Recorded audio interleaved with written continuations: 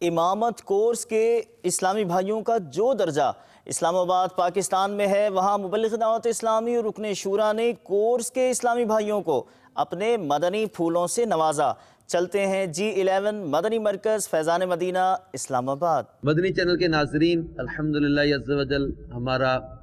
Faizan Madina G11 مرکز اسلام آباد میں مختلف کورسز کا سلسلہ بھی یہاں رہتا ہے، اور اس وقت 126 دن کے امامت کورس کے اسلامی بھائی ہمارے ساتھ ہیں۔ ان کا الحمدللہ عز و جل جمادی الاخری میں ان کا جو ہے وہ امتحان وغیرہ ہو کے یہ درجہ مکمل ہو جائے گا، پھر نیا درجہ شروع ہوگا، اور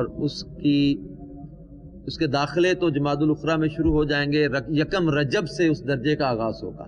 آئندہ جو درجہ ہے ہمارا، ہر 4 ماہ کے بعد یہ درجے کا آغاز ہو جاتا ہے،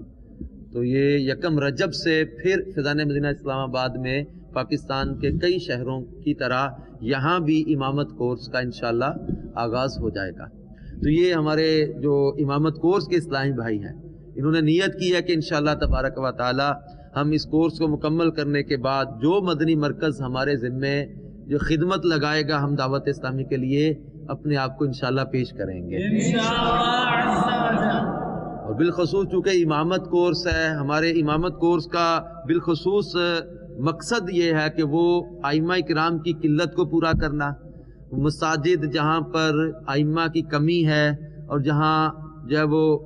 مسائل جاننے والے علماء اور ائمہ کی جتنی حاجت ہے، اس کو کون محسوس نہیں کر سکتا۔ میری مدنی چینل کے ناظرین سے بھی گزارش ہے کہ جہاں جہاں آپ